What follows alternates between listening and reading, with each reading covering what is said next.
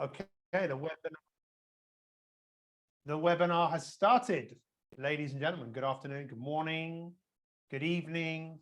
I'm super excited to be one of your hosts for this presentation today, how to make the greatest investment ever.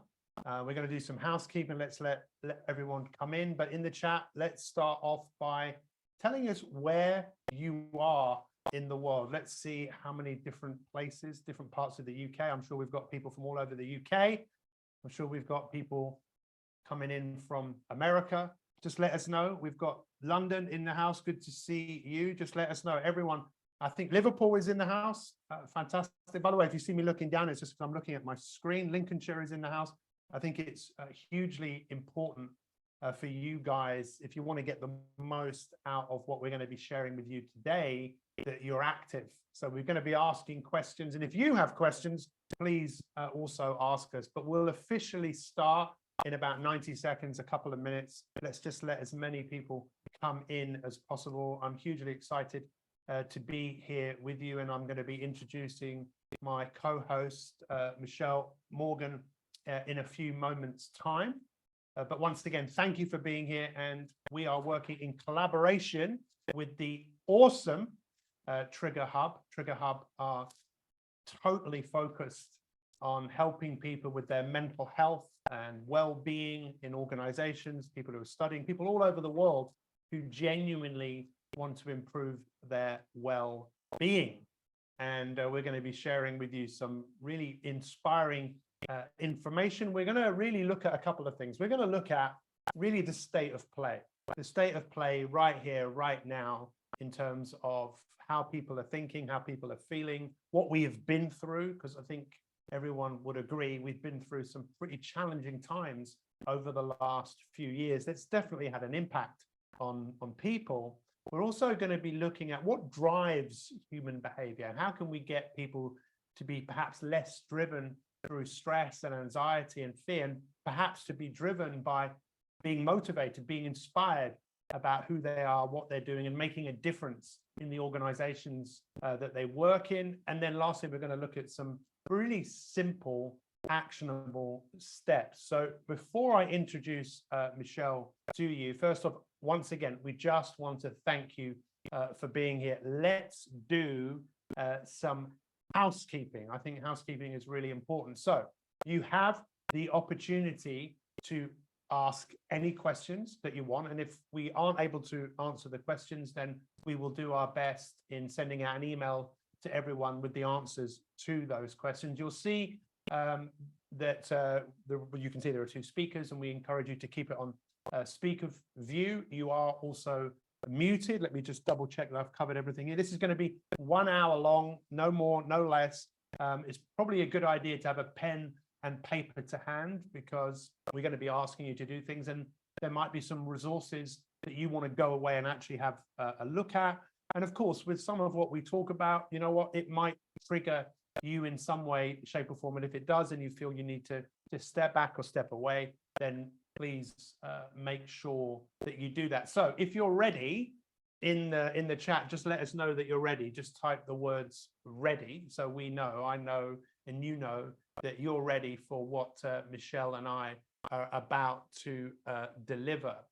So let me introduce Michelle to you. Michelle, maybe you would like to reveal yourself to us by, there she is, give us a wave. I've got to know Michelle over the last couple of weeks, and I'm going to just read a little bit of her bio. So Michelle is a leading voice in mental health and an inspiring award-winning entrepreneur, a mental health advocate and author. Michelle is an ambassador for mental health first aid and is a mindfulness therapy instructor. She's also the author of Own Your Awkward, an inspiring book that shares her experience of burnout and depression and anxiety.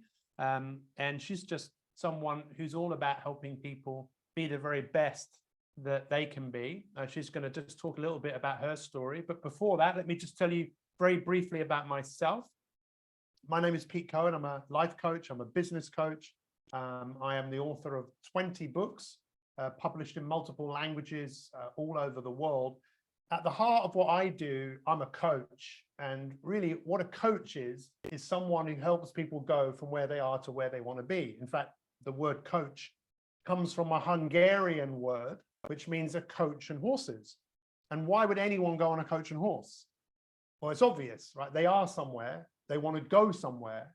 But in order to go somewhere, we've got to look at where we are. And this is why mental health and well-being is so important, because we've got to start off with where we are. And part of what Michelle and I are asking everyone to do is just to stop where we are and take a fresh look, a fresh perspective, because we do have an opportunity to make a massive difference to improve the well-being of people. So Michelle, I'd love for you just to share a little bit about your personal story, because when I heard this, I was like, this lady is the real deal and someone I'm really excited to be affiliated with. So over to you, Michelle. Thanks, Pete. And hello, everyone. Really, really good to be here. Absolute privilege. Yeah, we thought that I would share a little bit of my own lived experience of poor mental health, because, you know, that is why we're here. And there is a real power in sharing our stories. It helps people connect. And I've seen again and again that it helps people feel less alone when they are struggling. So that's why I am here today, going through the slightly painful exercise, as it always is, of A, talking about myself, and B, talking about my burnout and depression and anxiety. I'm an entrepreneur, and as Pete said, I'm the founder of a number of purpose-led businesses. But at this chapter of my life, my mission is to make mental health an everyday conversation. And I kind of found myself quite unexpectedly in this mission. Way back in 2016, 2017, my business was 16 years old, and I had led the business through an investment round. I don't know if you can cast your mind back to 2016, but it was a challenging year politically, globally. And for me personally and professionally, it was also really challenging. And I would call myself a pretty resilient person, actually. But at the end of that year, at the end of 2016, I experienced a brutal burnout, followed by some months of clinical depression and severe anxiety. But right at the end of 2016, just as I found the courage and the words to share a little bit about how I was feeling and how I was coping or not coping with life, I received a comment, which was, it's a bit awkward when you talk to the business about your mental health, Michelle. Which was silencing and crushing. And of course, whilst I'd only just started talking about my mental health, I immediately stopped talking about it, which meant that I didn't get any professional help just at the moment I really needed it. So as I say, I would describe myself as a pretty resilient person. And whilst I was finding it hard sometimes to even get out of my pajamas, out of the front door, some days it was hard to get out from even under my duvet cover, I did know that I needed to get help. And so I looked and thought about what can I do for myself? And I did two things. I downloaded the Calm app, which is a mindfulness meditation app. I thought that's something I can do from bed. And I bought Ruby Wax's book, Frazzled. I thought I'd just bring it here. And she's a comedian and now a mental health campaigner, and she shares her story of having bipolar disorder. And there's a chapter in Ruby's book where she describes falling back into an episode of depression. And I read these pages of the book with tears rolling down my cheeks, connecting with pretty much every word and description, thinking, hold on a second, this is how I feel, that's me. But she's calling it depression. And suddenly I had the words and the language, but also now a name to this thing that I was experiencing. And connecting with Ruby's book and story is what got me to my GP. And then started quite a long journey. but a journey towards recovery. And if you take anything out of today from me, I would love you to take that message that recovery is the most likely outcome when any one of us experiences poor mental health. But my belief is we have to create cultures where we can talk openly and easily about mental health, especially in the workplace. As an ambassador for Mental Health First Aid England, I've really kind of immersed myself in the workplace space of the topic of mental health and how we eradicate stigma. And I do a number of things. I now have a pajama business, which is all about delivering messages of hope, help, and resource to people. And I wrote my first book last year, I guess inspired by Ruby and that power of sharing our stories. So I've shown Ruby's book. So here's my book. And you might notice it's called Own Your Awkward. And that was me really taking that very stigmatizing comment and owning it and understanding why it feels awkward when we talk about our mental health. So Pete and I might talk about that a little later on in this session.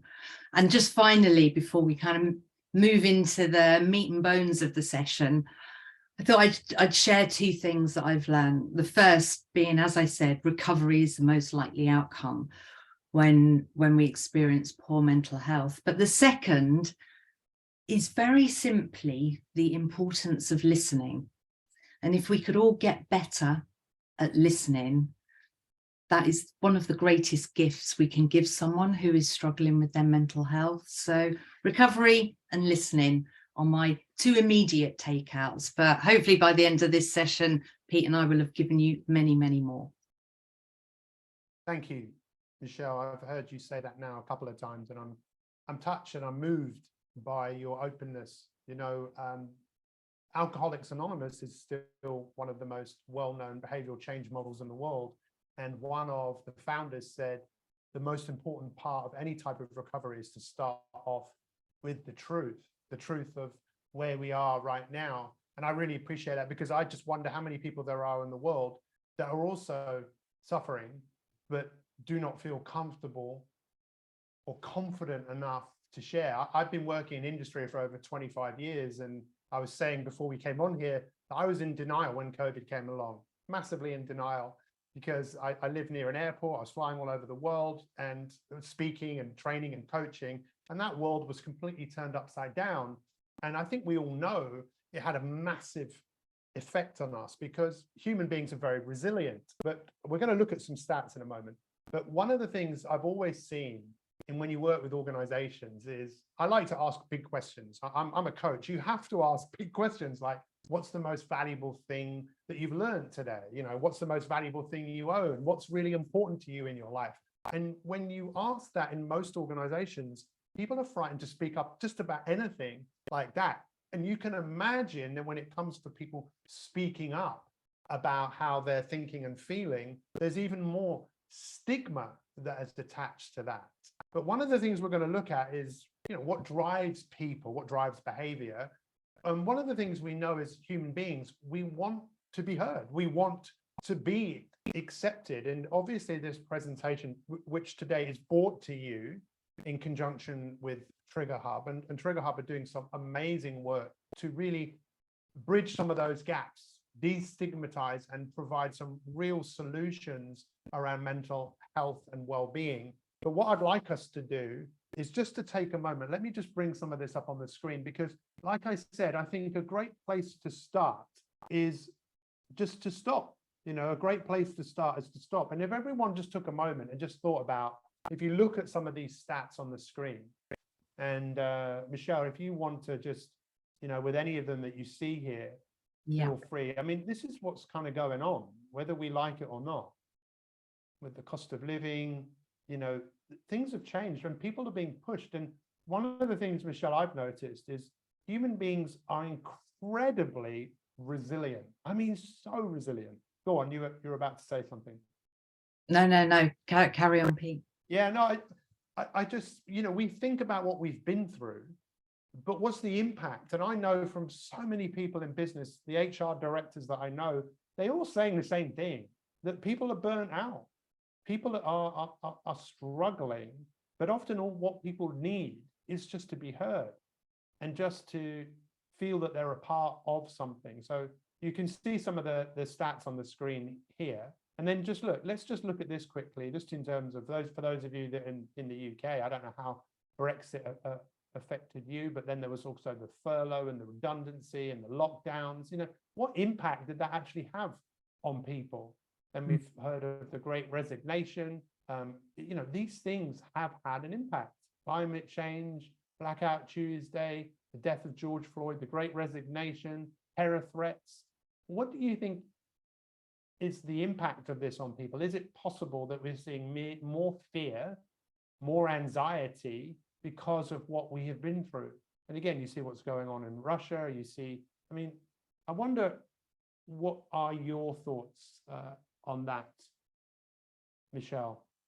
I mean, absolutely. When you list it out and you know there's more, you know, we have been through so much, and for 2 years at the very least, we were living in survival mode, which isn't sustainable for 2 years. So the impact of that alone is just horrific, you know, which is sometimes a dramatic word, but you know, it has been horrific.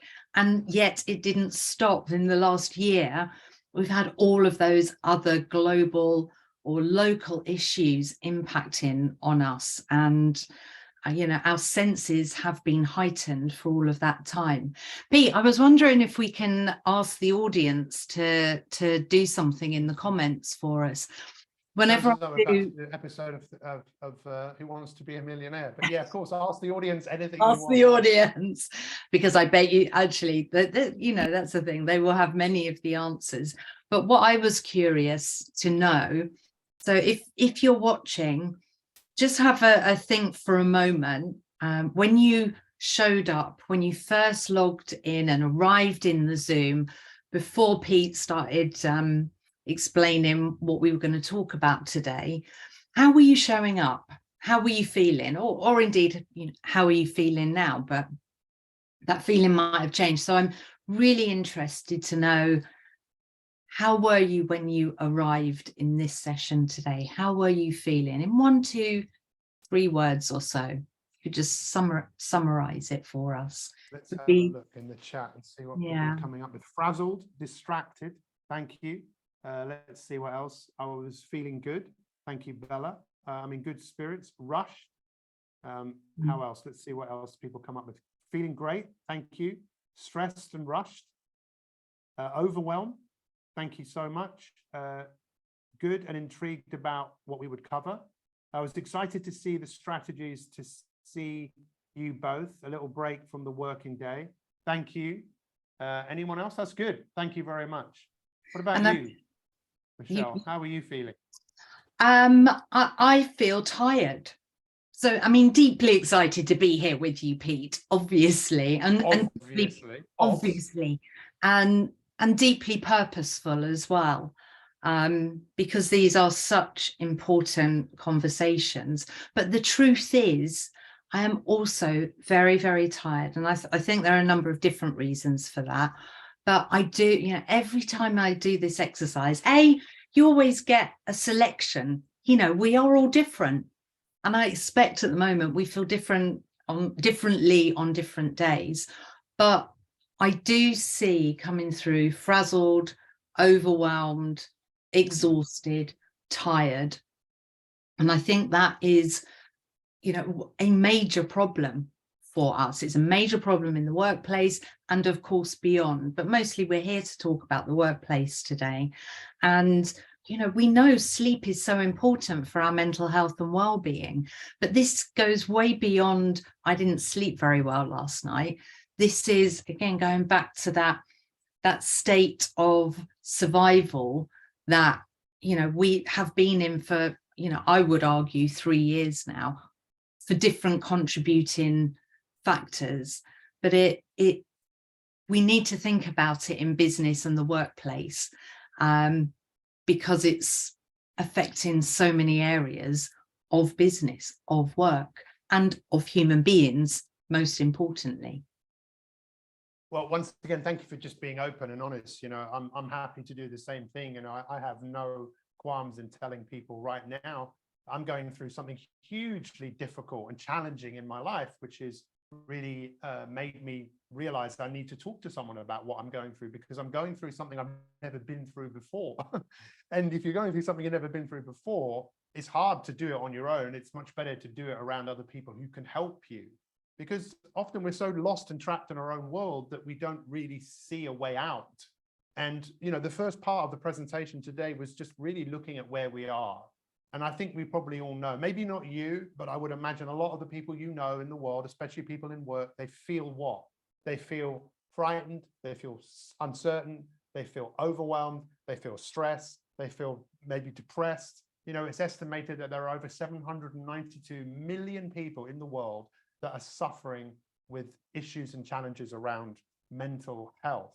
So before we kind of move on into the next section, which I'm going to start off in a moment about what drives human behavior, there was a couple of things that Michelle mentioned about our survival instincts. If you think about it, human beings, we are hardwired to survive. We are not hardwired to have this kind of growth mentality, have this thriving mentality. That's a choice, and when you create cultures like that, and you create habits like that, you see people transform. If you can create a culture where people are able to openly express how they're thinking and feeling, we see unity, we see alignment. And this is something that I know, Michelle, you have seen a lot, and we will come back to that in a moment. But what I have experienced, what most people want in life, but specifically in work, is they want autonomy. They want to be themselves. And I think in many cases, people try to be someone else. They try it because they're not being themselves, because they're not openly expressing how they're thinking and feeling. They also want mastery. People want to get better at what they do. And I think where a lot of companies maybe are missing the trick, it's not just getting better at what you do professionally, but also just getting better at how you think and feel about yourself, maybe your health, maybe your relationships, to feel that you're improving. And then lastly is they want purpose. They want to feel that there's a purpose to what they do. I mean, if you think about how much time we actually spend at work, and I know, Michelle, you and I have both seen organizations that have really embraced the whole idea of our greatest investment, our greatest asset. It's not our customers, it's not our product, it's our people. And it doesn't take much, but when you can create those cultures, everything can change. So I'd just love to know what you think about what I just said, Michelle, and then we're going to move on to what drives human behavior. What's your thoughts on what I've just said? Well, I think just to build on understanding sometimes how we feel, and building on that insight that you shared about survival instinct. When I was writing my book, originally it was called It's Not Awkward, in capital letters, because I had found that once I started sharing my story, I kind of got used to sharing my story, and it would help me connect and it would help others. So that point about purpose, was very much coming out in how I was sharing my story. But then when I started writing the book and kind of went a little bit deeper into that notion of how I felt when someone told me it was awkward when I talked about my mental health, and thinking about every single time, including today, 5 minutes ago, sharing the fact that I had burnt out, had clinical depression and anxiety, I'm, immediately at that moment, I'm thinking, what does the audience think about me? Will they immediately lose confidence in me, the person that Pete has just pitched as an expert or a leading voice? And what I realized was, and actually I've got another book here that I just want to show you. I have this book, and I'm sure many of you will have seen it, The Gift of Fear by Gavin de Becker. And I worked with his team on understanding fear. And, actually it is a natural survival instinct. And actually we got to the point where we agreed that that moment when either I'm going to ask you about your mental health, Pete, or I'm going to tell you about mine, it is awkward. And why is it awkward? Because it is that survival instinct, fight, flight, freeze response, because I don't know how you're going to react. And as a human being, like you said, we have an innate need to belong. So if I'm asking you how you are, what if I make it worse? But of course, what we need to remember in that moment is that natural instinct is kicking in, but often these days, it's kicking in disproportionately to the actual threat in front of us. So what I found is if you can hold that awkward moment, because the easier thing is to avoid the conversation, right? And we're avoiding it to protect ourselves. But if you can hold that space, hold the awkward moment, when I own my awkward, push on through, have the conversation, we are all better for it. So yeah, I just wanted to build on that point about survival instinct and just chuck in another stat, which is a tragic statistic, that in 2021, the number of suicides in the UK increased by 6.9%. To just about 5,583. And that's the number of deaths by suicide that can be officially and confidently called suicide. The truth is there are many more suicides, but they just might not be able to be absolutely confirmed by a coroner. So it's just a statistic that is going in the wrong direction. And then finally, Pete, I did this exercise yesterday. I was doing some training with a company, and we always do this statistic. We do statistics, true and false. And there's a statistic that we put up, and it says the highest number of suicides in any one sector of the audience is males in their late 40s to early 50s. True or false? Actually, audience, true or false? The largest number of suicides in any one group of people is men in their late 40s to 50s. Yeah, it's a crying shame, and we've got to break this stigma down. And I think it's being broken down. I think that, people speaking more openly and honestly how they're thinking and feeling. We're seeing more people, more famous people. Interestingly, we are getting lots of truths through. Often, and with a younger audience, I will have lots of people say, oh no, I don't think that's true, because I think it's young men. And suicide, very tragically, again, is the leading cause of death in one of the leading causes of death in young men. But actually, let's look at people, right? So if you've got men in their late 40s, 50s with some of the highest suicide rates, the same goes for women. The highest number of suicides are in women late 40s to early 50s. It's one of the leading causes of death in young men. We know there are rising numbers of suicides in young women. We know there are a rising number of mental health issues in children and young people. Let's look at other communities, disabled people, Black people, people of colour, minority groups, neurodiverse people, leaders, older people linked to loneliness. And I'm sure there are more. Please, again, feel free to drop other sections of people and life into the comments. So in summary, we are all struggling. Maybe it's presenting in different ways at different moments in time, but this is something that impacts us all. And if it's not us as individuals experiencing poor mental health, well, we certainly know someone. Maybe that's a colleague, maybe it's someone in our family, maybe it's a friend. So, going back to this mission of making it easier to talk about mental health, let's get into that. How do we do that? in the workplace.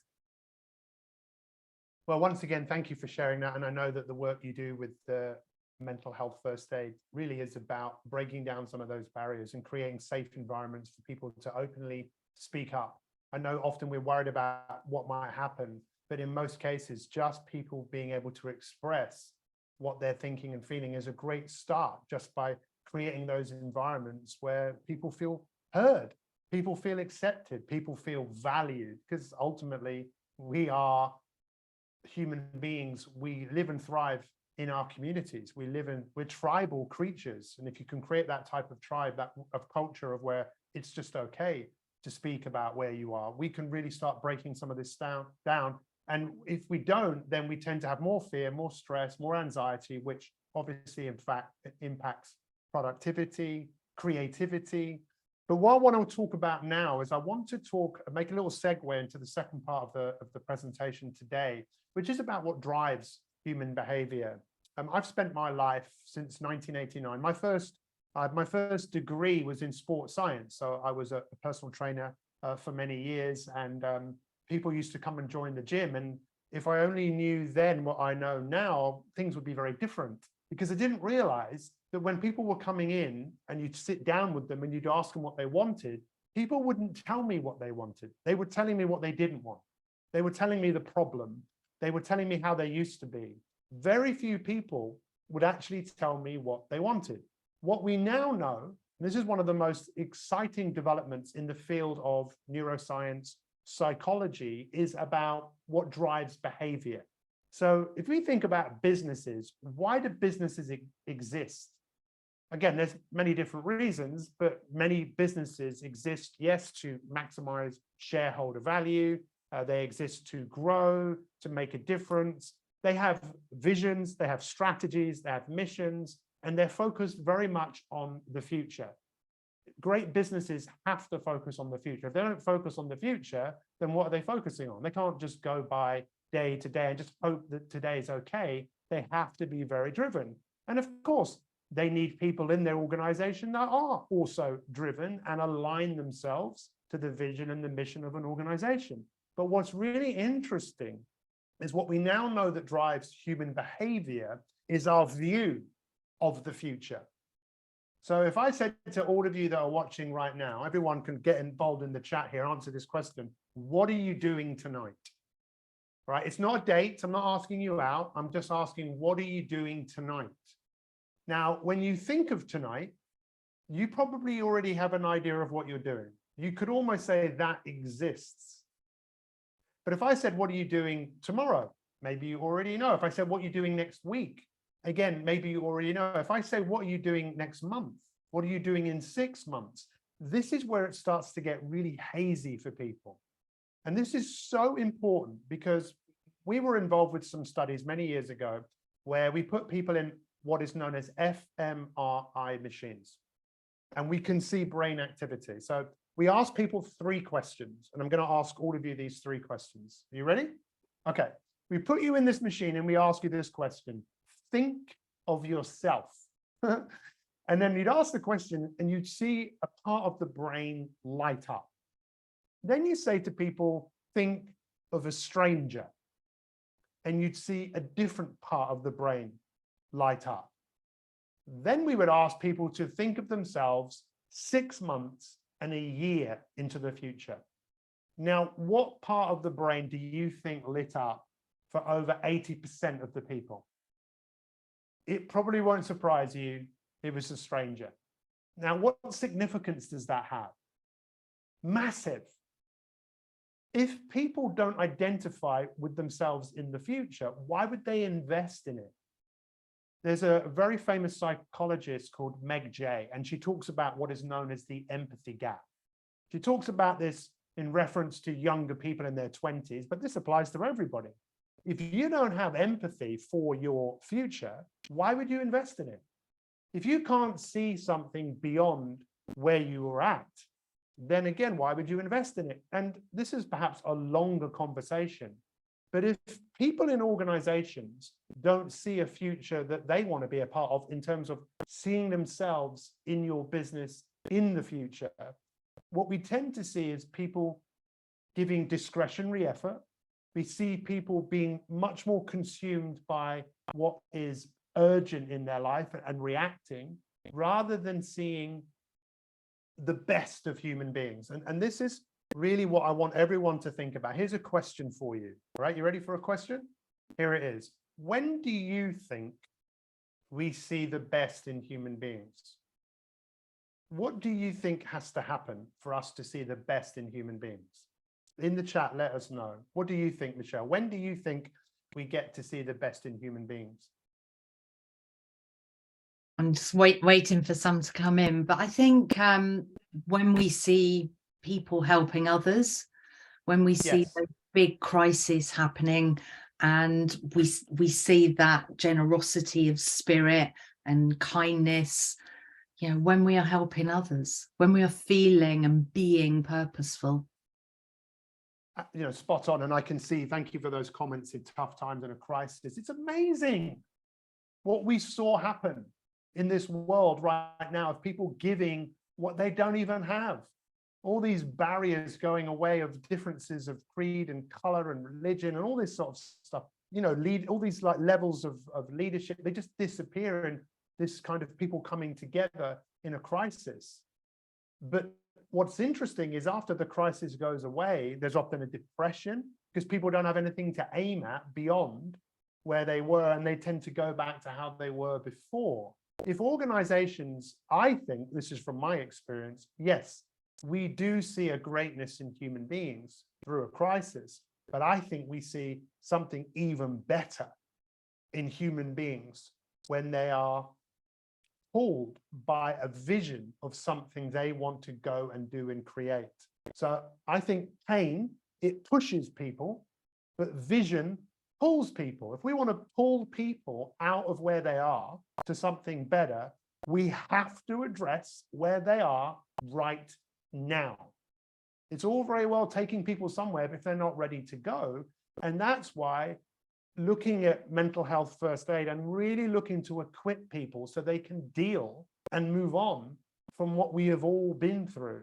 And I want to throw this back to you, Michelle, for your thoughts, but I'd also love to know, through mental health first aid, what are you seeing happening in organizations? What's the impact? What's the return? Because I've seen incredible returns on investments when people are speaking up and speaking out, and they've got mental health first aiders, and the leaders are really embracing this. They're asking the right questions of people. We're seeing great returns on investment, but I would love to hear just from your point of view, because I know you've been really on the front line with this. So please tell us. Yeah, thank you. So maybe I'll take just slightly one step before that.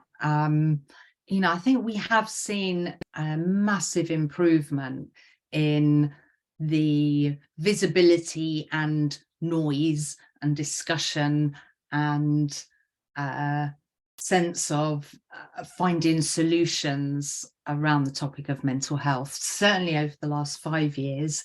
But, you know, most definitely over the last 10 years or so, for example, with the Time to Talk campaign that is over a decade old, you know, that really helps start to shift some of that stigma. But I do feel like we're only still at the tip of the iceberg, if I'm really honest.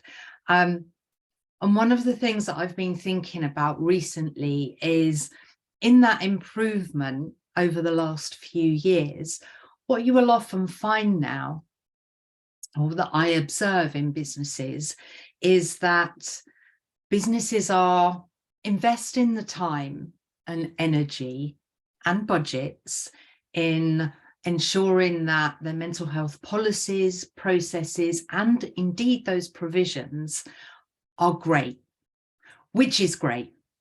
That is absolutely brilliant. One of the things that I've noticed over the last 6 months or so, kind of as we've gone from 2022 into 23, so with new budgets, this is aligning to.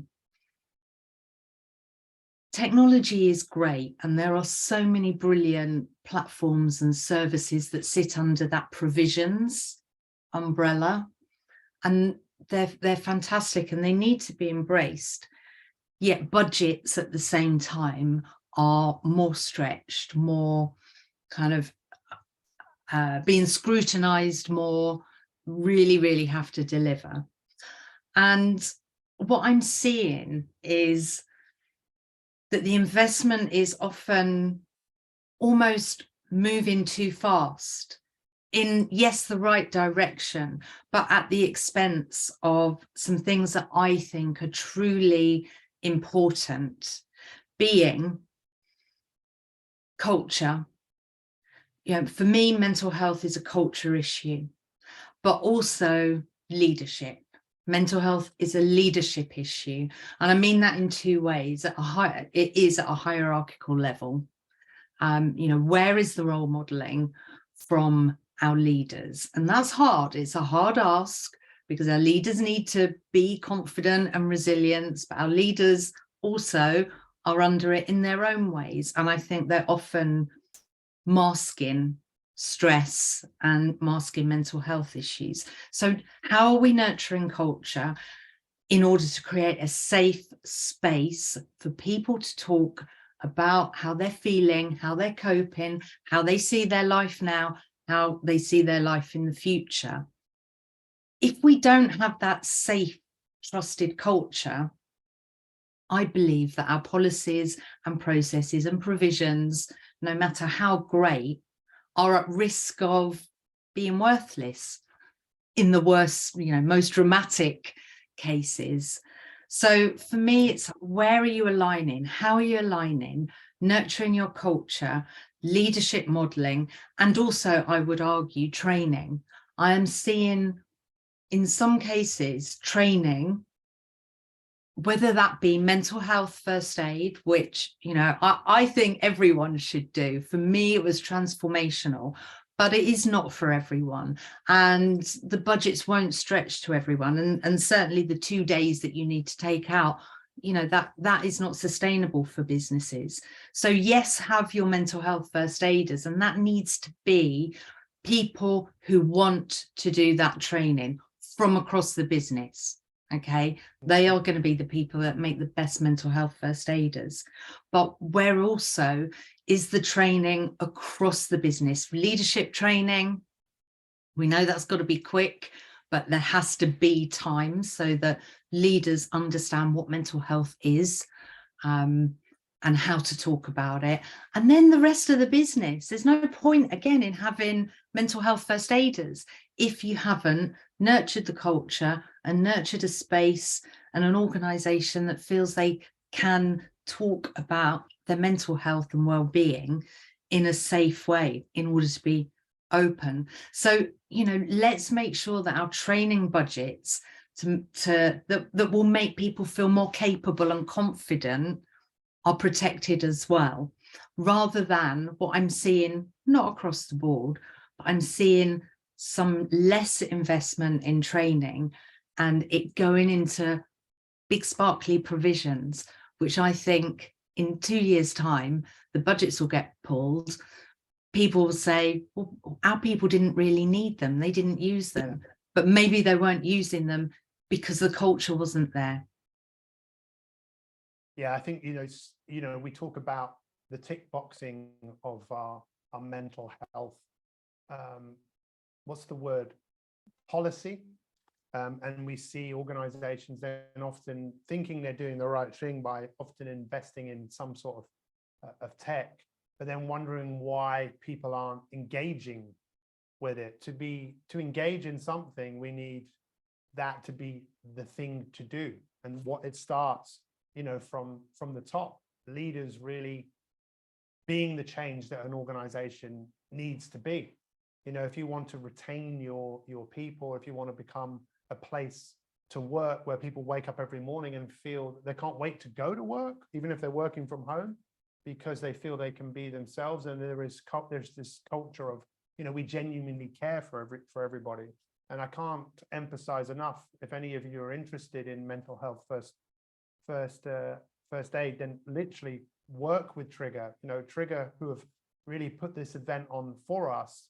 When we look at what Trigger do, they really are all about support, ongoing learning, and creating those culture, and tackling those with awareness days, supporting employees with their mental health and confidence, providing 360 support for C-suite managers, mental health first aid, as we've talked about, and creating mental health spaces. So we really would encourage you to really have a look at what Trigger are doing. And in fact, I got a message just before we started. I'm just going to read this. This is from Adam Shaw, who is the founder of Trigger. I just listened to what he said. I thought this was really interesting. TriggerHub specializes in lived experience. The #1 leading factor that is preventing people from seeking help with their mental health is social stigma and the resulting procrastination to speak up. People are scared to speak up. He said that we've harnessed real stories by real people that power human connection. You know, people feeling connected to something, they feel valued, they feel heard. He says more people feel able to open up and seek help when they can visualize their path to recovery. They can see something out of where they are right now, and they often need some form of system and strategy to make that happen. He just went on to say authentic, raw and honest lived experience stories enable people to do just that. They inspire and provide hope and break down the stigma. TriggerHub can partner with you to design a strategic roadmap to embed mental health support in your organization that is powered by lived experience. And lastly, he says, together we can make a difference and reverse the mental health pandemic proactively. I think it's important to recognize this is a pandemic, even probably more than a pandemic, supporting your employees and elevating your company culture. So, you know, we've still got some time to go here, but I would really encourage you to check out what Trigger are doing and book a call, book a demo, and just see what they're doing, because it's really innovative and is there to really make a difference. I just want to go back, Michelle, to what you were saying before about the return on investment of organizations that have invested in mental health first aid. I remember when I thought about it, originally I thought mental health first aid, is that like someone, you know, falling over and hurting their knee and say, I've cut my knee, let's get a first aider? How does it actually play out? I mean, you know, you're an ambassador for mental health first aid. How is this actually playing out in organizations that really embrace this? And what sort of returns are we seeing? What are we seeing happening? What are some good examples of this in the workplace? Well, so I can't give you the ROI for mental health first aiders, but what I would say is where I see it working the very best is where mental health first aiders are part of a meaningful, bigger plan, that, you know, where you've got your leaders feeling confident and understanding the topic and role modeling. Let me give you an example. Just when you were talking there, Pete, I remembered, you know, the importance of sharing our lived experiences, and that is, you know, what TriggerHub is all about. And, you know, that's part of my story, reading Ruby Wax's book, you know, connecting. That is what got me help. I mean, that, you know, thank goodness for Ruby. You know, how much longer would I not have got help, and where on the scale of wellness and illness would I have traveled to?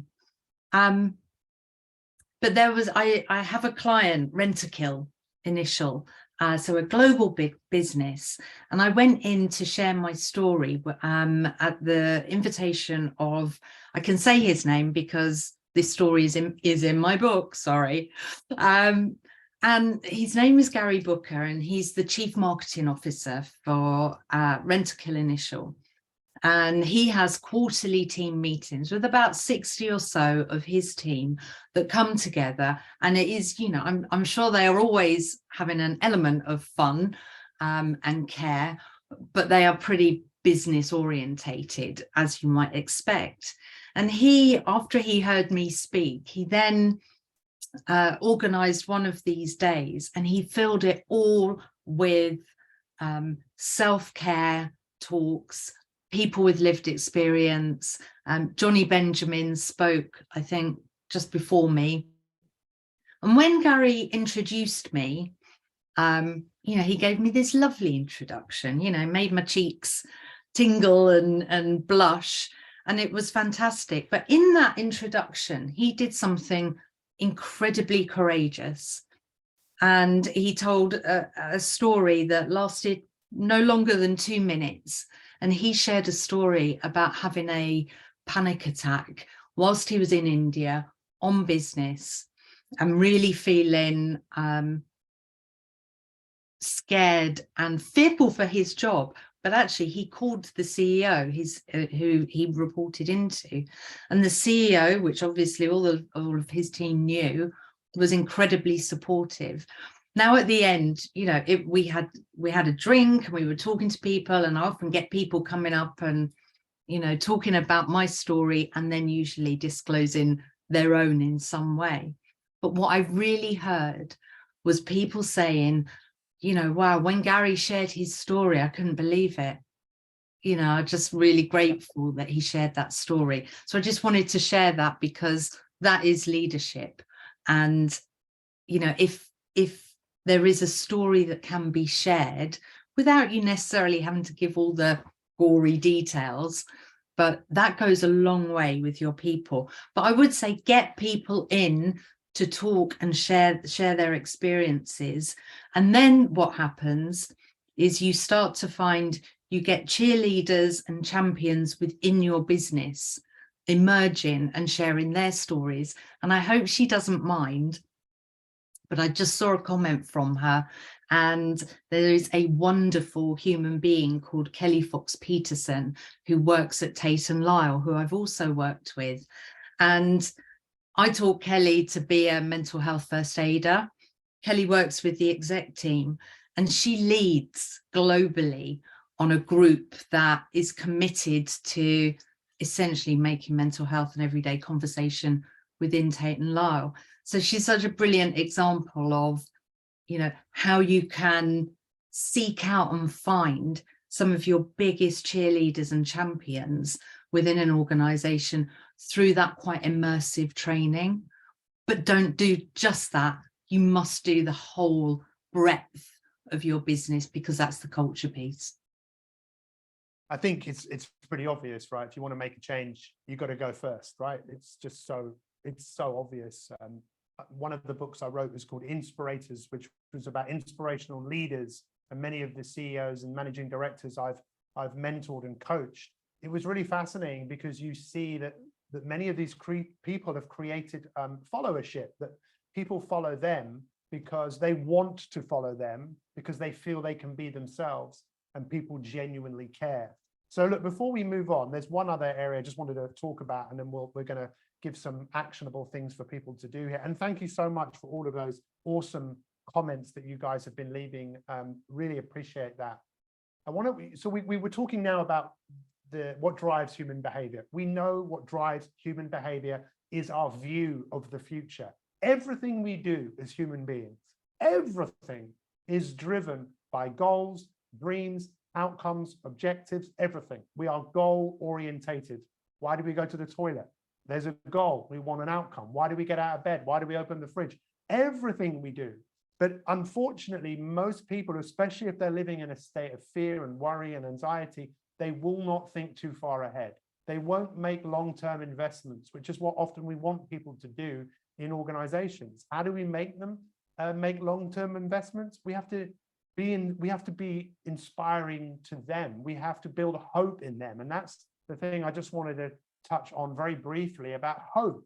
I never used to like that word. I was talking to a psychologist the other day, and she said, I really don't like that word. I said, well, it's only a word, but there's actually a science of hope. And the science of hope is there's 3 elements.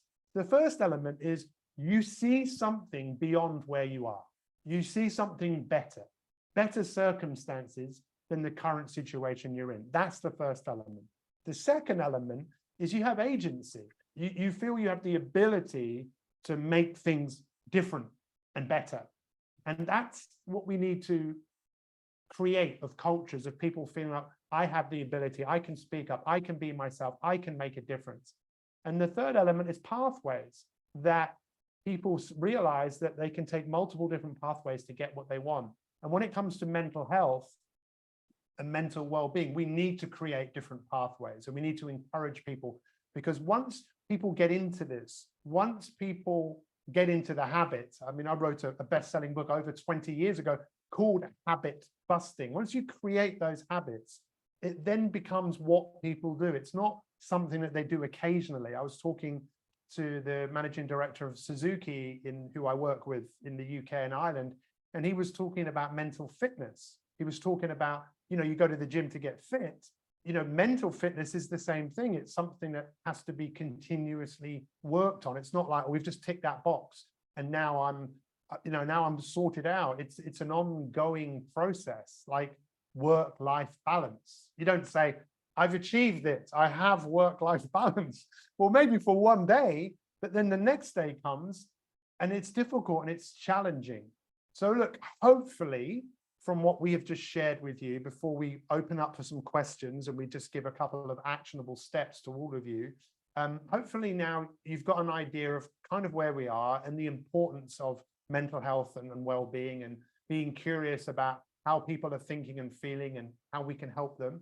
Maybe now you also have an idea of that in terms of solutions, just having a tech solution that has no kind of cultivation behind it, has no human behavior, human element behind it, that brings about that culture where people are using some of these technologies that exist. And you also now have an understanding of what mental health first aid training is. Maybe you also have an understanding of hope. Maybe I just need to take a deep breath because I'm still very enthusiastic after we've been speaking for 50 minutes. Is now just about some actionable tactics. And I've got something that is so simple to do, yet it is so simple not to do, right? And this is one thing. If this was one thing that you took away from today, I would love to know what happens as a result of this, okay? So start bringing in your questions, because we'll start taking some of those questions in a moment. So how many of you have heard of Martin Luther King, right? Now, I wonder what happens when you think of Martin Luther King. I could probably, in the chat, let me know what happens when you think of Martin Luther King. I've got a pretty good idea what I know people are going to say. Let's see who's the first person. What do you think of when I say Martin Luther King? There we go. I have a dream. Yeah, so there you go. It's coming in, right? So he obviously did have a dream. No question about it. He got people to follow him. He got 1 million people. No, there was no mobile phones. There was no emails. He had a dream. But you know what? Do you know who influenced him massively? He was massively influenced by Gandhi, right? And Gandhi said, be the change that you want to see in the world, right? Gandhi reinvented himself. He became a completely different person to the person that he was. And I think that's something we can all do. Businesses reinvent themselves. People can reinvent themselves. People can get better. How do we do that? Well, I think it starts by first being curious about how you could impact someone's life. Martin Luther King said, and please go and Google this if you want to, he said the most important question we should be asking each other is, what can I do for you? Right? And I dare you, do it to a stranger if you want to. Ask that question, but more importantly, ask it to the people that you work with. Are you okay? Is there anything I can do for you? And see what happens. Most people probably go, I don't know, or I'm not sure. Or maybe they will say, and maybe you'll say to them, look, if you think of something that I can do for you, please let me know. And the last thing I'm going to say on this, and Michelle, I'd love to hear what you have to say. I had a coach for 16 years of my life. I traveled the world with him. He was a lot older than me. He's passed away now. He worked with world hunger. And for 4 years, they traveled the world living with indigenous people. And they were not allowed to interfere. They just had to watch, take notes, and observe. And he said the one thing he saw in all of these tribes all around the world, the most common feature was a circle where people would sit, sometimes in the morning, sometimes in the evening, and a circle where everyone had a place at the table. Everyone could be heard. And there was a space of everybody matters. And of course, we know that organizations that really thrive have those types of cultures in them. But this isn't something that you can just create like that. It takes work, it takes effort. And I can tell you from everything that I've seen so far from TriggerHub, TriggerHub is dedicated to creating those types of environments. A great business, they don't happen by chance. They happen by design. And I ask all of you to go out and ask that question. Go and ask 3 or 4 people that question and see what conversations happen as a result of that. I'd love to hear what you have to say on that, Michelle, before we open up. We've got 7 minutes left before we open it up for some questions. Yeah, I mean, beautiful. I think probably the couple of the last things that I would like to say is just the importance of collaboration, the importance of co-creation. So many of the answers are not just with you, the audience that's tuned in, but with your people. Make sure that you're aligning those processes, policies, and provisions to all of those culture boosting. And things that are culture boosting are those safe circles. So what's your equivalent? I was just thinking, about what TriggerHub is all about, and, books and stories at the very heart of it. So in the simplest way, could you have a book club? Start a book club that is about people's lived experiences. Creates the circle, creates discussion without anyone necessarily feeling like they've got to disclose. So that's what the idea that came to me when you were describing those circles, Pete. So, even thank you. Just take that idea, take the idea that I just gave. It's such a simple thing to do. I think we're often looking for complex solutions to things which are really simple, and just see what happens. I started my clock at about 5 past the hour, so I know that we've just gone past the hour here. But if we have any questions, please please ask the questions right now. And guys, if you really want to check out what Trigger are doing, please don't hesitate in doing it. They are innovators, they're outliers in this field. And if you're really looking to make a difference and make impact in this area of mental health and well-being, please take a look at what they're doing. And yeah, any questions? Thank you so much for all of the comments. If you're enjoying listening to Pete and talk today, be available. We've got talks every month. If you click on that contact us button that you see there from that trigger comment there, you can go ahead and make contact. Any questions? We must have done such a great job, Michelle, that we don't have any questions at all. Thank you so much. This has been really helpful. Thank you, Kirsty. Very much appreciate you. What's your number 1 takeaway before you go? Either a question or a takeaway. Number 1 takeaway. Let us know. Thank you so much, Jessica. Thank you for the work that you do. Yeah. I appreciate you. Bring leadership into the mix. Thank you very much, Anna. Thank you, Matt. Appreciate you guys. Yeah. And how do we see the replay? I believe the replay will be emailed to everybody. And thank you, Sam, for asking that question, because what we would ask of you is don't keep these conversations just to ourselves, right? Please share this with other people, because I think some people don't even realize what's really available. But more importantly, what's really genuine, what's really authentic.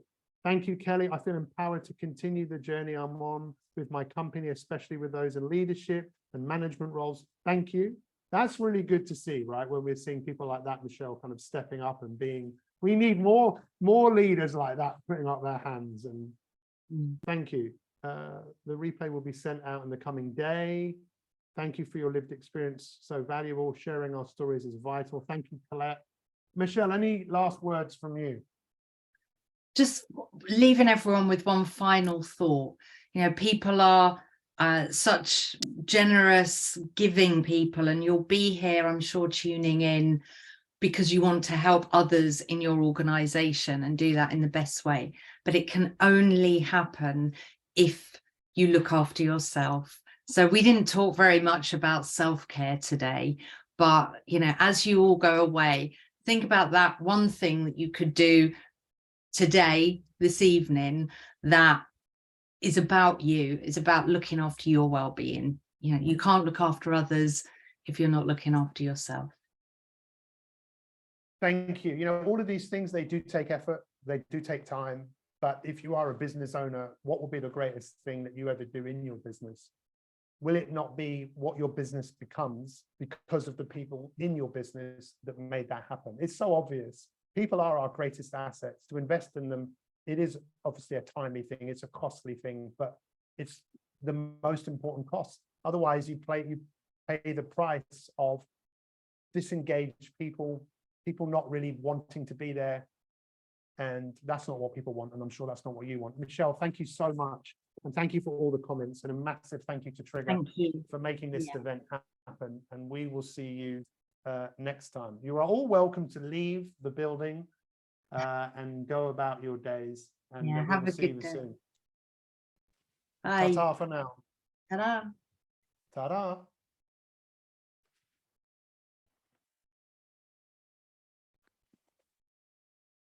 It's a wrap. Thank you, Michelle. Oh, you're so welcome. I turned myself up during it because some people said I was a bit. I think we're still, I think it's still going, Pete, isn't it? Yeah, no, I think it is. Well, this is the after party.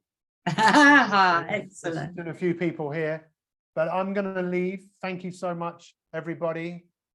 Michelle, I will connect with you very soon. See you soon. Bye, Pete.